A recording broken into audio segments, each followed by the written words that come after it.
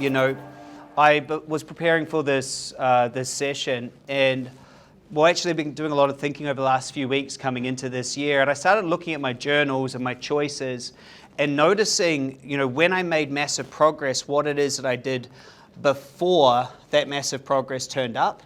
It's such a fascinating. Does anyone here journal? Yeah, it's crazy. You look back and you notice that with choices and you can see it. And I can look through pages and pages of choices and I can see each one and know that what I was thinking or how I was orienting right before it turned up and before everything changed.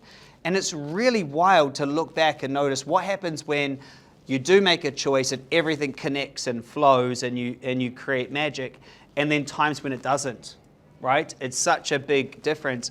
And so I noticed that the first thing that happens is I get some sort of call to adventure. Like, we see a lot of things in our world, but not everything connects with our consciousness, bless you. Not everything connects, right? Like you guys obviously got called to MagMind for some reason at some point, but there's loads of other things you could have been called to connect with. Does that make sense? Not everything. So you get a call. Now, once you get the call, the next thing is when I actually succeed, I get around the right people. I get around the right people every single time. I notice many times I'll get an excitement or I get a call to adventure and I don't get around the right people. And I'll give you some examples in a second. The next is I make a decision to go all in and do whatever it takes. Like, it's not an if or a but, it's that is happening. I just don't know when. But that is what's happening. I go all in on it. And I notice, because there are many choices that I've written down that I end up giving up on. Who's also had this experience? You give up on them. But I know the ones when that's happening, and it's not a question. And I'll get through the times when I'm not in flow. The next thing is I become it. And these two, I nearly put at the same time, is identity and education. Because as you become the identity of the person who has it, you need to be educated on how you can actually do what that new identity can do. So I always find myself into some sort of education. Then capability emerges, right? Once I am it and I get the education, it seems that then capability emerges, then I assimilate to it and I have success. And I was thinking about the things I've been most proud of in my life. And this seems to be what I consistently do, and many other people consistently do when they are to create a new them or a new result. And so, does that make sense, by the way? Is this landing for anybody? There's a way we do it, and it's not guesswork, right? And so, I remember when I was really young, I think I was about, maybe I was a teen, I was about 13 years old, and I was trying to make the under 15 or under 16 New Zealand basketball team. And I turned up to the trial, and I'd never been to a trial like that before. I turned up, I had to fly to Auckland or drive to Auckland, and we went there, and I was sitting on this, and I was blown away by how good everyone else was. I went back next year, made the team. And it was like, I got this call. I didn't even know what was possible. But then sitting there and I saw it and I was called, then I got round the right people, made a decision, found other people that had made it, went all in, got the right education and success. And so I was so proud to be able to do that and play for that team. And so it's so interesting is the same thing happened with business. I went to university down in Otago, bottom of New Zealand, and I thought I was going there to go to business school, but instead I ended up working at a bar with a guy named Mark Deason, who ran a bar, and it was a $3 million bar, and back then I thought it was a lot of money. And I got a call. I saw this really cool guy running a bar, DJing at night, making tons of money.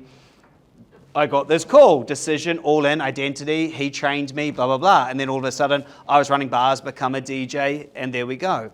And this keeps on being there again and again and again. I remember sitting in an Anthony Robbins workshop. Something. And I'm sitting there and everyone else is clapping away and, he's got a water pistol out, at the end, shooting. And I'm sitting there going, wow, look at that. And again, I did the exact same thing. I got a call, then I signed up to stuff, got round the right people. Do you see that? It's like the same system over and over again. And this is my system. It's not your system. I don't know what your system is yet. But I want you just to sit and think and understand that right now you have a way that you create success. You have a way that you create success and flow. And also, you have a way that you create dysfunction. It's you that's creating both. And there's a way you do it. Most of us fluke success because we don't understand what we need to put together to be able to create what it is we want to create. So I go and sign up to all Anthony Robbins stuff. I meet a guy named Craig. He used to live around here. And he said to me, you can make $333 an hour as a life coach. And I was like, oh, wow, that is so much money. I'm going to do that. Again, I make the decision. It cost me whatever it cost me. Got around him, identity, education, and went out there and did that. You see? When I went and met William, and William said, you should be an author. You should write a book. Boom, boom, boom, boom, boom. Same thing.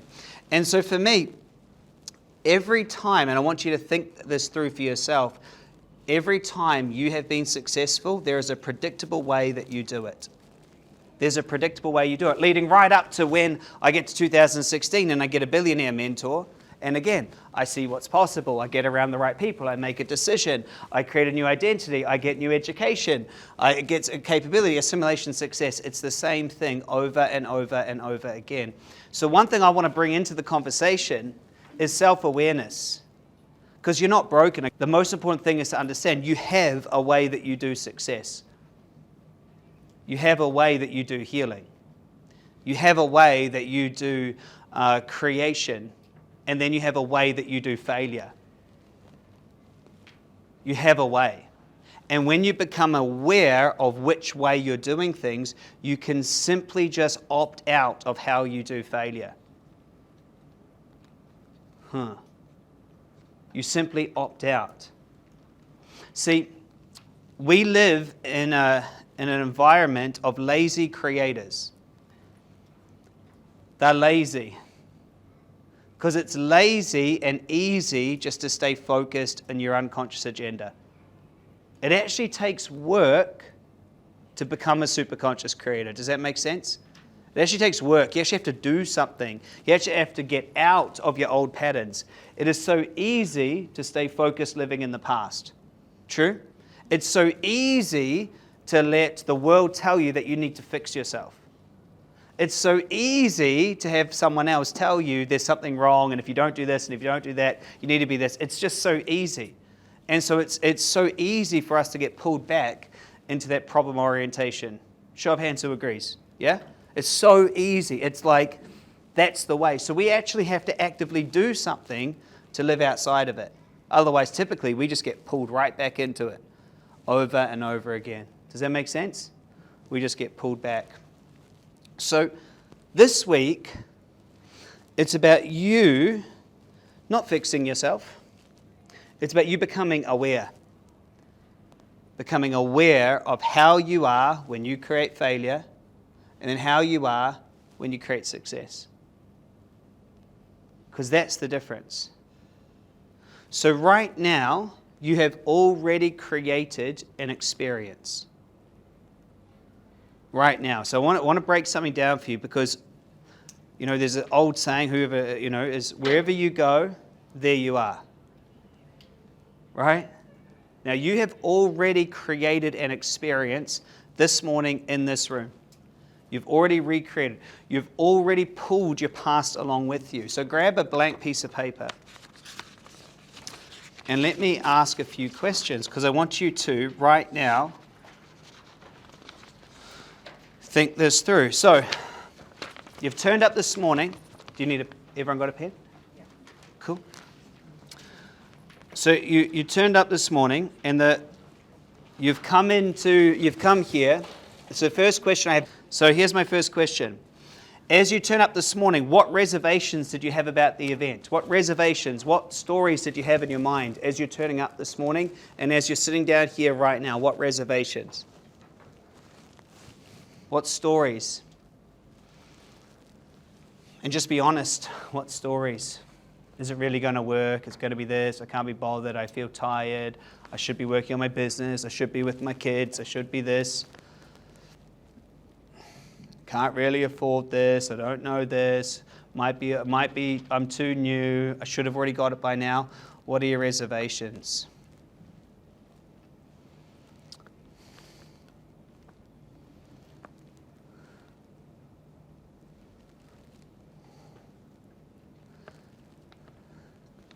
So who wants to share a few? Yeah. Just another sales pitch. Just another sales pitch. Yep. Won't learn anything. Won't learn anything. Good. What else? What else? Yeah. I just found it hard to leave home. I didn't leave home today, but yesterday afternoon I did, and I was like, I really just don't want to go. Yep. I just want to stay here in my little comfort zone with my dogs and horses. And Yep. I just want to stay here. I just want to stay. Good. Nice. Yeah. What else? Yeah, Janine. I've been doing this work for years and years. Why am I not healthy?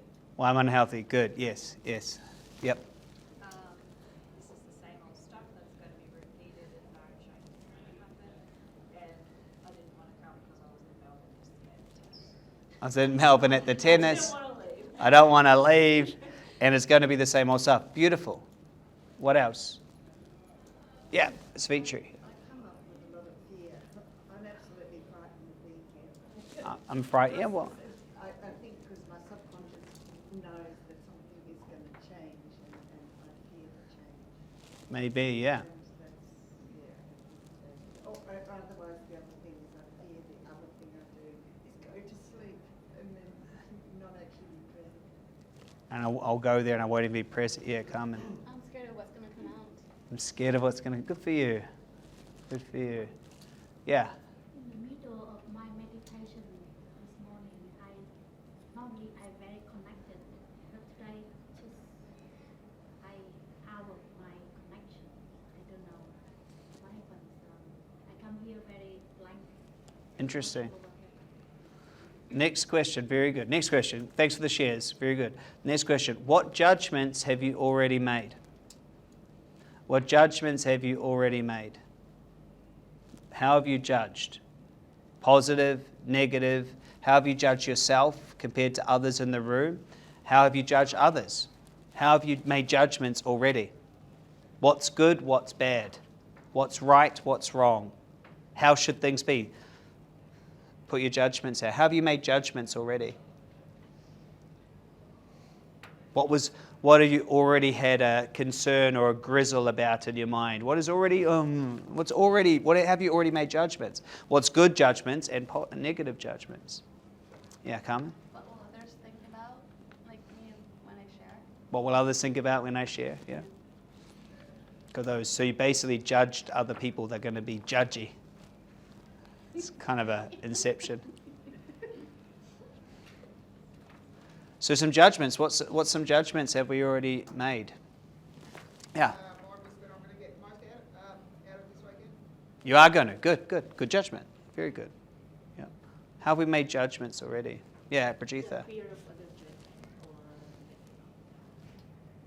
fear of stepping into new me. Nice. So some feelings, some fears. Yeah, Janine. There seems to be a few different people here. Will I get the same benefits out of it? And Right. give the same benefits that They're not going to be as good as the last group. it did pop into my mind at once. Yeah. Was there another hand around here? Just the energy feels really good. Good. It does feel good. Feels like a safe space. Good. I hope so. Well, that's good for me. Cool. All right. So you're noticing as we go through these how you are already creating your reality, right? Next question. What inner conflicts have you already experienced? What inner conflicts have you... I really would like this, but... So inner conflict is where you have cognitive dissonance. You have two thoughts, opposing thoughts at the same time. Hey, welcome. There is 2 seats at this table, 1 seat at this table. This one? Awesome. Welcome. We're just going through some additional stuff. We haven't even got into the work yet, so you've missed nothing. So you're good. Just grab a blank piece of paper. What inner judgments inner conflicts have already happened? Yeah. I really like this, but I'm not sure if I'll get to that breakthrough stage. I really like it, but I'm not sure if I'm going to get the breakthrough. What inner conflicts have we already felt? Yeah. I'm not a money-orientated person. That I'm Yep. just this person that likes to live on love and fresh air. So Yes. I get all panicked that I'm in a room full of people that are multi-millionaires and I don't care. Yeah, well, that's what we all are. Yeah. And so I just would like to, money does help life. It does. Really. So I need to get that. Right. So I have self-doubt. So you have inner conflict around whether you're a money person or not. I'm not a money person, but I need to be. Okay. So, but I know I don't care about money, so that's what I need to change. Right. Got it. Understood. Yes. Thank you. Very nice. Mine is whether I'm Oh, going sorry. to speak up or whether I'm just going to sit and stay quiet and listen to everybody else. Yeah, and then you made that decision. Good for you. Good for you. Nice. Inner conflicts. Yeah, Nicole. I always want to shift and breakthrough, but I hate asking. So I want to break through, but I don't want to actually ask. I want it to help others. Yeah. So conflicted between the giver and the receiver. Got it. Yeah, Marion. I want the money, but I think it's going to be hard work. I want money. It's going to be hard work. Got it. Yeah. What, it might not work for me. Yeah. Conflicted whether you're the only one it won't work for or something. Interesting. Cool. All right. Lots of good shares. I see little hands up, but good stuff. Good stuff. So if we think about these judgments and these reservations, okay, and these inner conflicts, right, and just notice whatever you wrote down, whether you shared them or not, okay, and just notice that that's what you wrote down and that's how you're experiencing the world. Here's the big question. How have you resolved this? How have you resolved these judgments, some fears, these feelings, these thoughts, right? How have you resolved it? Turned up. You turned up, you took action. Yeah, how did you resolve it? How did you resolve it? So you thought this, you had this judgment, you had this reservation, you had this. How did you resolve all of this? Yeah, Hayley. With? With those accountability ones and them expressing yourself. You did that on the way here? Before, yeah. Yeah, got it. So you, Because there were certain things like that I sabotaged myself with, and then came up with another resolution in order to be able to attend more than what I thought I was going to. we got 2 seats here, guys. We got 2 here, and there's 1 back there. Welcome. You went to the office, eh? Yeah. No worries. Welcome, good to see you. How was your flight? It was all good, thank you. Cool. So he's there. Where did you guys fly in from?